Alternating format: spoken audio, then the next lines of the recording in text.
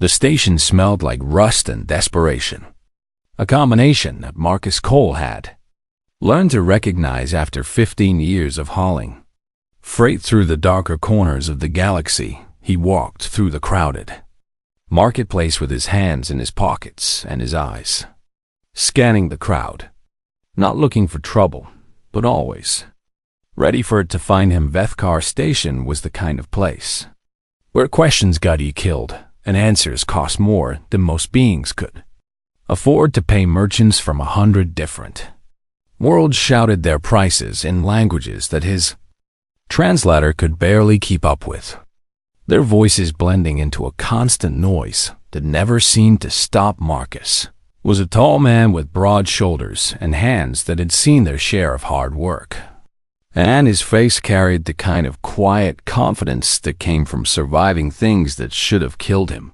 He had come here for supplies and nothing more, wanting only to refuel his ship and get back to the empty piece of deep space. The Galactic Union did not reach this far into the fringe, and the laws that governed civilized space were just suggestions here, easily ignored by those with enough credits or enough guns. He stopped at a stall selling dried protein packs and began to haggle with a four-armed Velthi merchant who clicked her mandibles in annoyance at his low offers. That was when he felt that a small hand grabbed his wrist with a grip that was surprisingly strong for something so tiny. Marcus looked down and saw a child. She was Velurian, a species he had encountered only a few times before, and her skin glowed with a soft bioluminescent light that flickered like a dying candle. She had 4 eyes, all of them violet and all of them filled with a terror so pure that it made his chest tighten. Tears ran down her face in streams of pale blue, and her entire body trembled as she pressed herself against his leg. She could not have been older than a human child of 8. And she looked up at him with an expression that needed no translation. "Please," she whispered in broken common, her voice barely audible above the noise of the market. "They take us. They sell us. Please." Marcus felt something cold settle into his stomach as the meaning of her words became clear. Before he could respond, the crowd parted and 2 massive figures pushed through. They were Cathari, a reptilian species known for their strength and their complete lack of mercy, and they wore black armor marked with a crimson symbol that Marcus recognized immediately. The Crimson Syndicate. Every spacer knew that name and feared it, for the Syndicate controlled half the stations in this sector and dealt in everything from weapons to drugs to living beings. The 2 enforcers fixed their yellow eyes on the girl, and one of them spoke in a voice like grinding stone. "Step away from the merchandise, human. This does not concern you." Merchandise. The word hit Marcus like a physical blow, and he felt his jaw tighten as anger began to replace the cold shock in his gut. He looked down at the girl again and saw how her grip on his wrist had become desperate, her small fingers digging into his skin as if he was the only solid thing in a universe that was trying to swallow her whole. He thought about his ship waiting in the docking bay and the cargo he needed to deliver, and the credits he would lose if he got himself killed on this station. He thought about the smart play, which was to walk away and pretend he had never seen anything. The Syndicate would not care about one human freight captain, and there were always more children being sold somewhere in the galaxy, and he could not save them all. But he kept looking at those 4 violet eyes filled with tears and terror, and he thought about his own daughter who had died 20 years ago in a colony raid, a daughter he had not been able to protect because he had been too far away to reach her in time. Marcus had spent 2 decades running from that memory, hauling cargo from one end of the galaxy to the other because the emptiness of space was easier than the emptiness inside his chest. And now here was a child asking him for help with the only word she knew. "Please." The enforcer took a step forward and reached for the girl with a clawed hand. "I will not ask again, human." Marcus moved without thinking. He pulled the girl behind him and stepped between her and the enforcers, placing his body as a shield and squaring his shoulders in a way that made his intentions absolutely clear. "She is with me," he said, and his voice was steady and calm and carried the weight of a decision that could not be undone. The enforcer stopped and tilted his head, studying Marcus with the cold curiosity of a predator examining something it did not understand. "You do not know what you are doing," the HFY said. "Walk away now and we will forget this happened." Marcus did not move. "I know exactly what I am doing," he replied, "and I am not walking anywhere."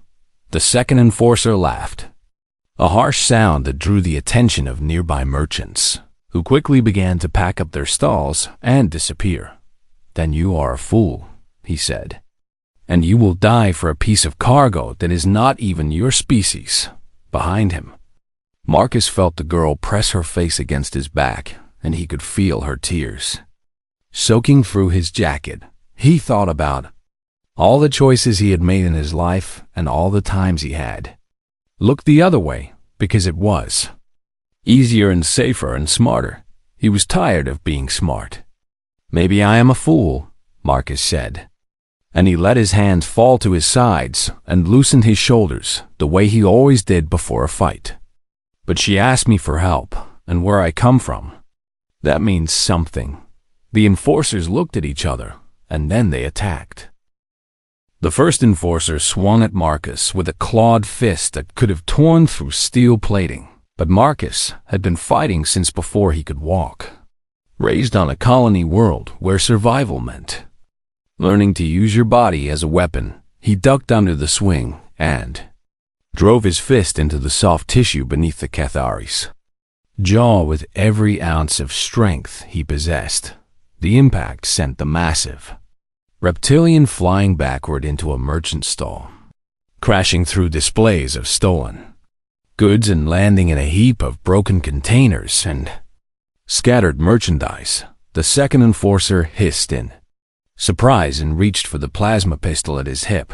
Marcus did not give him the chance to draw it. He closed the distance in 2 quick steps and grabbed the HFY's arm, twisting it at an angle that joints were never meant to bend. There was a crack like breaking wood, and the enforcer screamed as his weapon clattered to the ground. Marcus picked up the pistol and pointed it at both enforcers, his breathing heavy but his hands steady. "Stay down," he commanded, and there was something in his voice that made even these hardened criminals hesitate. The girl named Syrah watched from behind an overturned cart, her 4 eyes wide with a mixture of fear and something that might have been hope. Marcus grabbed her hand and began to run. They moved through the marketplace at full speed, pushing past confused merchants and startled shoppers as alarms began to wail throughout the station. The syndicate would not let this insult go unanswered, and Marcus knew that every second counted. He navigated the maze of corridors from memory, following the route back to his ship with the instincts of a man who had learned long ago to always know his escape routes. Syrah kept pace beside him, her small legs pumping furiously as she clutched his hand like a lifeline. "My name is Marcus," he said between breaths. "What is your name?" "Syrah," she whispered back, and it was the first word she had spoken that was not a plea for help. They reached the docking bay where his ship waited, a battered freighter called the Wandering Star that had been his home for the past 10 years. He sealed the airlock behind them and immediately began powering up the engines, his fingers flying over the control panels as Syrah huddled in the co-pilot seat. But before the engines could reach full power, the external monitors showed movement. Syndicate soldiers were pouring into the docking bay, at least 50 of them in full combat armor with weapons that made his stolen pistol look like a toy station. Security was with them, their uniforms bearing the same crimson symbol that marked them as syndicate collaborators. A voice crackled over the communications channel. "Human vessel, power down your engines and surrender the cargo. You have 30 seconds to comply or we will open fire." Marcus stared at the screen, and felt the weight of the situation pressing down on him. He could not fight 50 soldiers, and his ship was too slow to outrun their weapons. Surrendering Syrah was not an option. But dying here would not save her either. He needed time, and he needed help, and he had neither, or did he? Marcus turned to look at Syrah, who was watching him with those 4 violet eyes that seemed to glow brighter when she was afraid. "I am going to do something crazy," he told her, "and I need you to trust me." She nodded slowly, her small hands gripping the armrest of her seat. Marcus took a deep breath and activated the broadcast system, setting it to transmit on every open frequency in the sector. Every ship, every station, every satellite within 100 light-years would hear what he was about to say. "This is Commander Marcus Cole of the human freighter Wandering Star," he began, his voice calm and clear.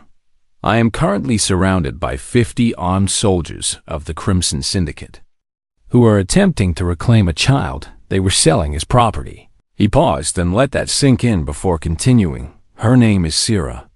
She is 8 years old, and she grabbed my arm in a marketplace and asked me to help her. I am broadcasting security footage from my suit recorder showing exactly what I witnessed today." He uploaded the files and watched as the evidence of the Syndicate's crimes spread across the sector like ripples in a pond. The footage showed Syrah's terror, the cages in the back rooms of the marketplace, the dozens of other children from different species waiting to be sold to the highest bidder. "I am declaring this vessel sovereign human territory under Earth's maritime laws," Marcus continued, and his voice grew harder with every word. "Any attack on this child will be considered an act of war against humanity. This is not a negotiation. This is not a threat. This is a promise." He cut the transmission and waited. The Syndicate commander's voice came over the channel, dripping with contempt and amusement. "You are bluffing. Human, you have no authority to make such declarations. You are just a freight captain with a stolen pistol and a death wish." Marcus leaned back in his chair and crossed his arms. "Then call my bluff," he said. "Open fire on a ship carrying a child and see what happens. I have nothing left to lose. Do you?" Silence stretched across the communication channel like a wire pulled too tight outside the ship. The Syndicate soldiers held their positions but did not fire, and across the sector, on 17 different vessels crewed by humans, captains and crews watched the broadcast and felt something ancient stir in their hearts, something that had survived ice ages and world wars in the cold emptiness between stars, something that could not be explained by logic or profit or survival. Instinct. Marcus Cole had thrown a stone into still water, and the ripples were only beginning. The first ship arrived 40 minutes after Marcus made his broadcast. It was a mining vessel called the Iron Promise, crewed by humans who had been extracting ore from an asteroid belt 3 hours away at maximum burn. They had pushed their engines beyond safe limits to reach Vethkar Station, and they emerged from faster-than-light travel with their hull glowing red from the heat of their desperate journey. Captain Sarah Chun, a woman with gray hair and hands scarred from decades of hard labor, positioned her ship between the Wandering Star and the Syndicate forces. Her vessel was not a warship, but it was large and heavy, and she made it very clear that anyone who wanted to reach Marcus would have to go through her first. "This is Captain Chun of the Iron Promise," she announced on open channel. "I heard the broadcast. I saw the footage. I am not leaving." The Syndicate commander laughed over the communication system. "One more ship changes nothing. Human, we have you outnumbered and outgunned." Chen's response was calm and matter-of-fact. "Then I guess you will have to kill us both." The second ship arrived 15 minutes later. It was a passenger transport called the New Horizon, carrying 300 human colonists to a settlement on the far side of the sector. The captain was a young man named David Park, who had never fired a weapon in his life. But he brought his ship into formation beside the Iron Promise without hesitation. saw the little girl on the broadcast. He explained when asked why he had come. Reminded me of my daughter back home. The third ship arrived. And then the fourth. They came from every direction, jumping into the system one after another, like stars blinking into existence, freighters, and mining vessels and passenger ships, and even one retired warship that was now running private security for human colonies in the region. Captain Yuki Tanaka of the Resolute was the one who commanded that warship, and she brought enough firepower to make even the Syndicate commander pause. "You fire on that child," she announced as her weapon systems locked onto the Syndicate positions. "And you fire on all of us." By the time an hour had passed, 23 human ships had formed a wall between Marcus and the forces that wanted him dead. None of them had any obligation to be there. None of them knew Marcus personally. None of them had anything to gain from this fight except the knowledge that they had done something right, and yet they came. Council of Varek watched all of this from the observation deck of Vethkar Station, his three eyes blinking in confusion as he tried to understand what he was witnessing. He was a Melithian diplomat, a member of a species that had been traveling the stars for 10,000 years, and he had studied humans since their first contact with the galactic community. He had written papers about their unusual social structures and their strange attachment behaviors and their tendency to form emotional bonds with other species. But he had never seen anything like this.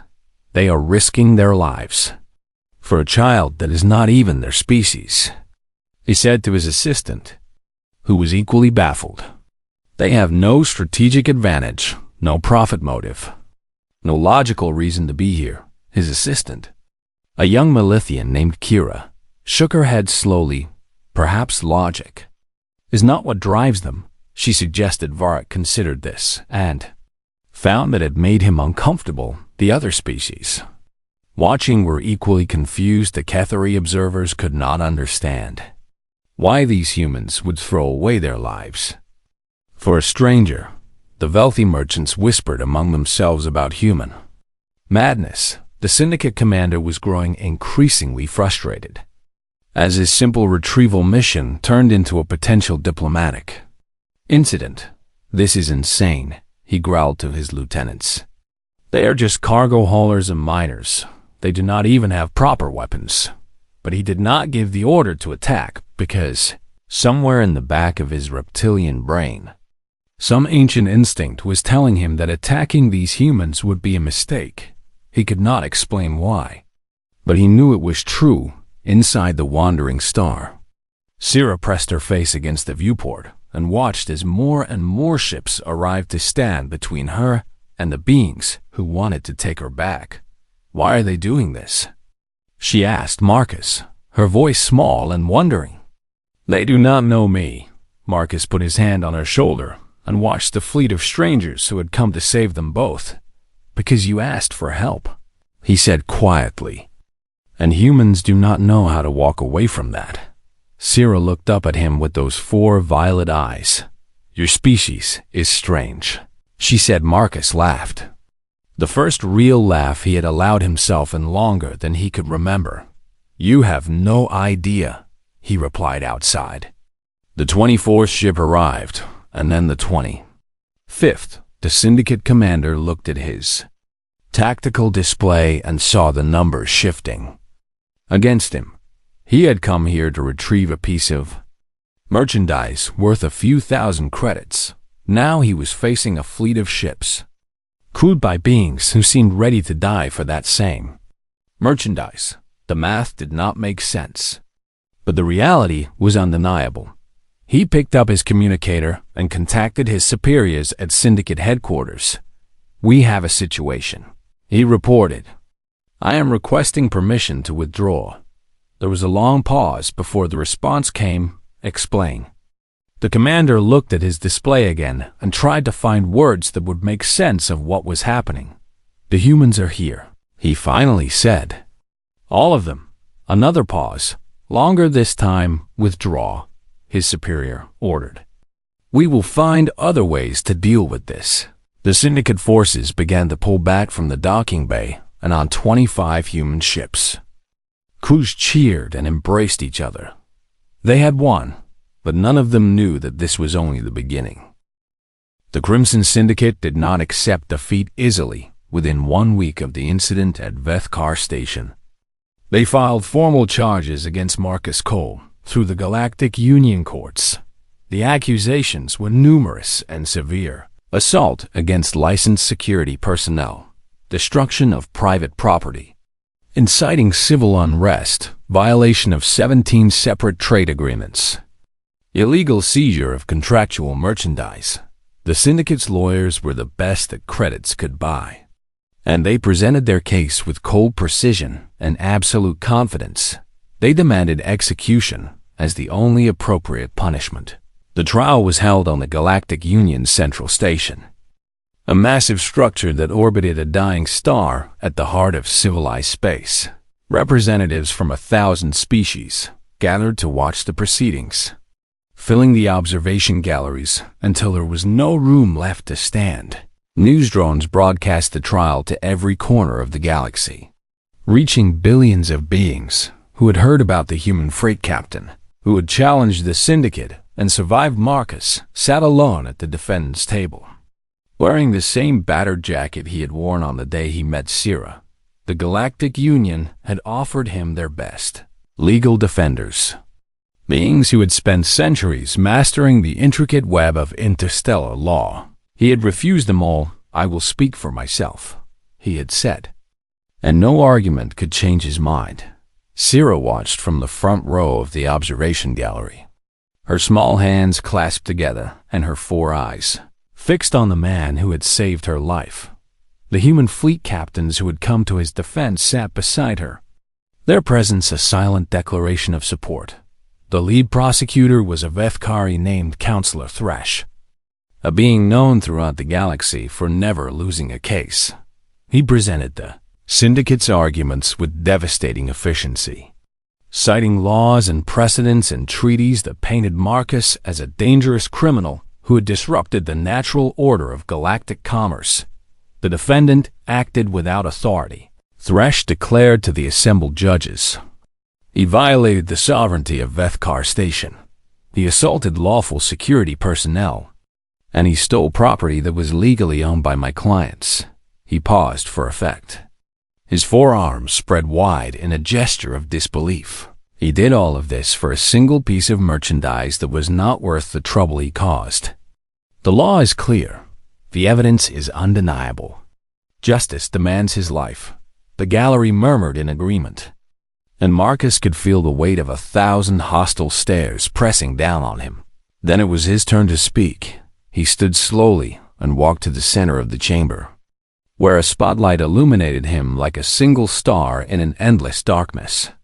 He did not look at the judges or the prosecutors, or the gallery filled with beings who wanted him dead. He looked directly into the camera drones that were broadcasting his words. "To the galaxy, you want me to argue law," he began, his voice calm and steady. "You want me to cite precedents and treaties and find some loophole that makes what I did acceptable within your system." He shook his head slowly. "I am not going to do that." The murmuring in the gallery grew louder. Confused and angry, Marcus continued as if he had not heard them. "Instead, I am going to tell you what I saw. I saw a child. I saw her grab my arm with both hands and look up at me with eyes full of terror. I saw her cry and beg for someone, anyone, to help her." He paused and let the silence stretch. "And I saw 2 armed guards call her merchandise. The word hung in the air like poison. You have laws that allow this." Marcus continued, his voice growing harder with every word. "You have treaties and agreements and carefully worded documents that make it legal to buy and sell children like they are cargo." He turned to face the judges directly now. 7 beings from 7 different species who held his life in their hands. "Your laws are wrong." The gallery exploded in outrage, voices shouting in a dozen languages as the judges called for order. Marcus stood in the center of the chaos and waited when silence finally returned. He spoke again. I broke your laws, and I would break them again. Every human in this galaxy would break them again.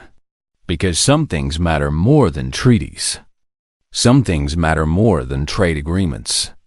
Some things matter more than the peace you have built on the backs of suffering. Children. He pointed toward the observation gallery, where Syrah sat with tears streaming down her face. She asked me for help. That is all she did. She grabbed my arm and said, "Please." And in that moment, I had a choice to make. I could walk away and let her be sold to whatever monster had bought her. Or I could do what any decent being should do and protect her. Marcus lowered his hand and faced the judges one final time. If your laws punish beings for protecting children, then your laws have no right to exist. Execute me if you want. But know that you will not stop what has started here today. Every human who heard that broadcast knows what the Syndicate does. Every human in the galaxy knows what your laws allow. And we will not forget. He sat down. Silence filled the chamber, so complete that you could hear the hum of the station's life support systems. The judges deliberated for 6 hours. When they returned, the lead judge stood and addressed the chamber in a voice that trembled slightly with emotion. The defendant is found not guilty. The gallery erupted again. But this time, the sounds were mixed. Some voices angry and some voices cheering.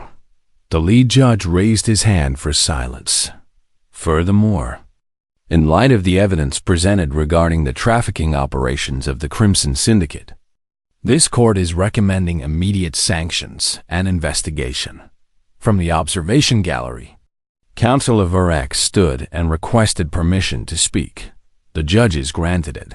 The old Melithian diplomat walked to the center of the chamber and stood beside Marcus, his 3 eyes bright with an emotion that his species rarely displayed.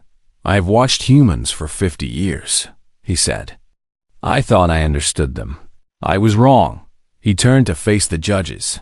I propose an immediate amendment to Galactic Union law, a new doctrine that will bear this human's name. The Marcus Cole Doctrine will state that any being, regardless of species or jurisdiction, has the right and the moral obligation to protect a child from trafficking, enslavement, or abuse, with full immunity from prosecution." The judges looked at each other. "Call the vote." The lead judge ordered one by one.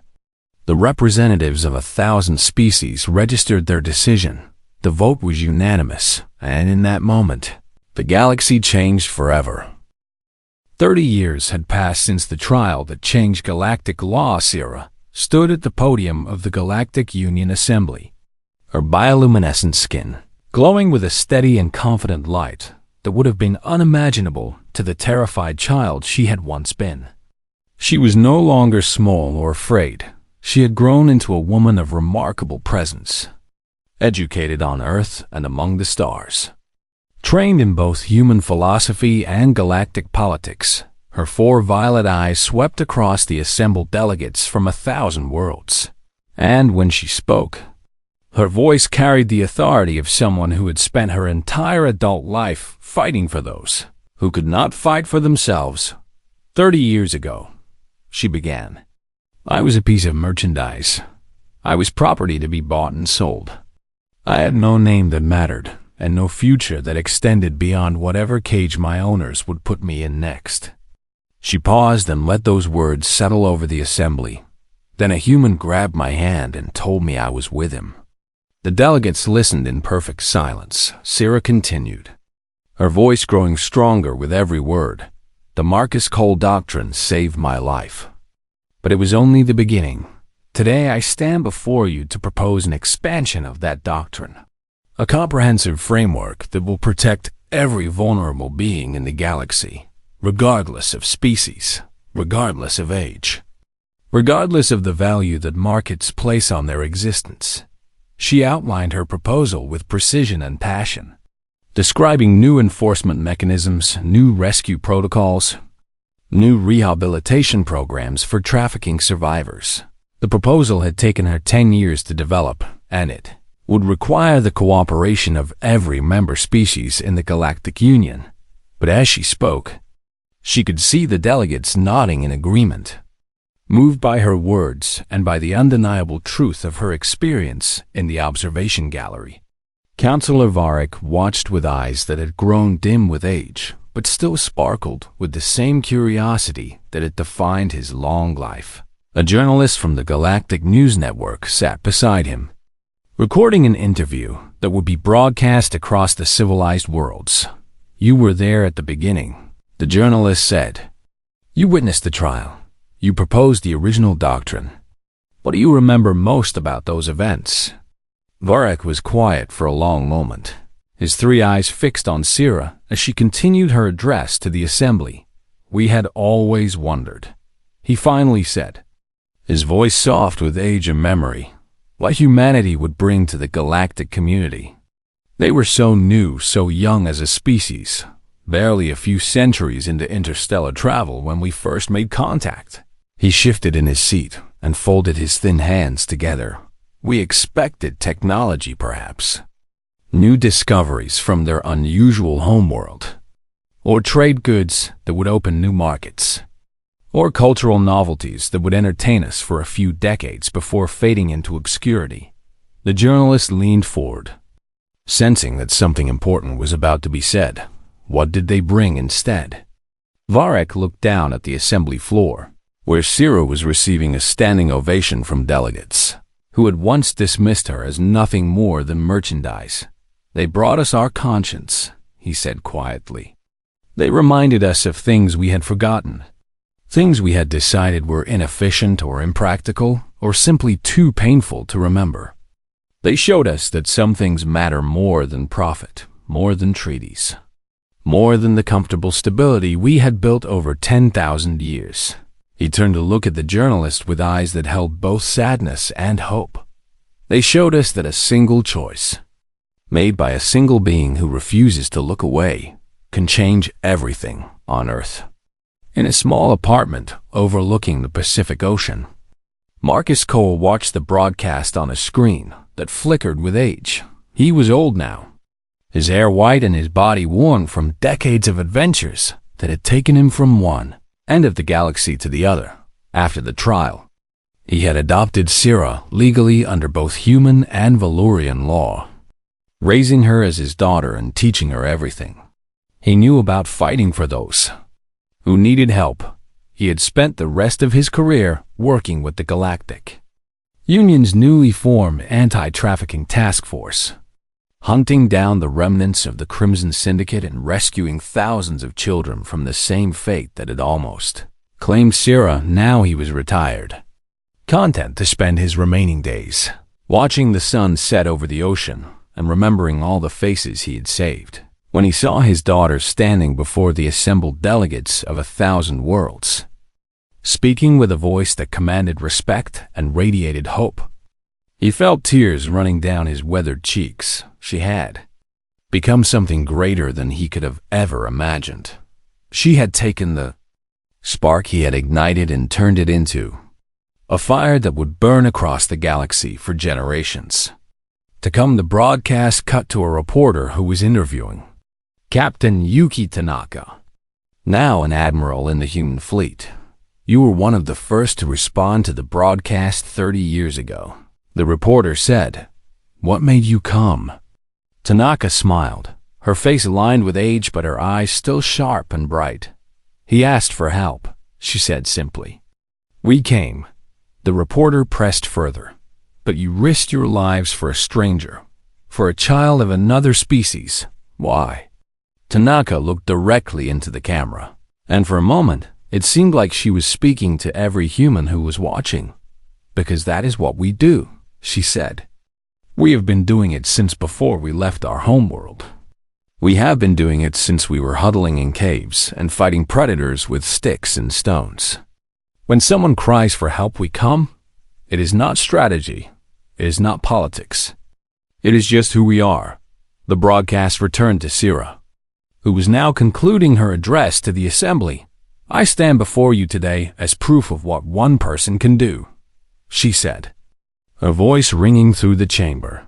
One human saw a child in pain and decided to help. That single decision created ripples that spread across the galaxy and changed the law of 1,000 worlds. She looked up at the observation gallery, where she knew her father was watching through a distant camera. "Never underestimate the power of compassion," she said. "Never underestimate what happens when someone refuses to look away. The stars are vast, and the darkness between them is cold and empty.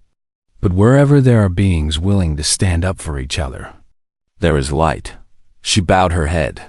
"Thank you." The assembly rose in a standing ovation that lasted for 10 minutes, and in a small apartment overlooking the Pacific, an old man smiled through his tears and whispered words that only he could hear. "I am proud of you, little one." Outside his window, the sun was setting a blaze of orange and gold, but for Marcus Cole, the light was only beginning, because he knew now that some choices echo forever, and the best ones always start with a single word: please.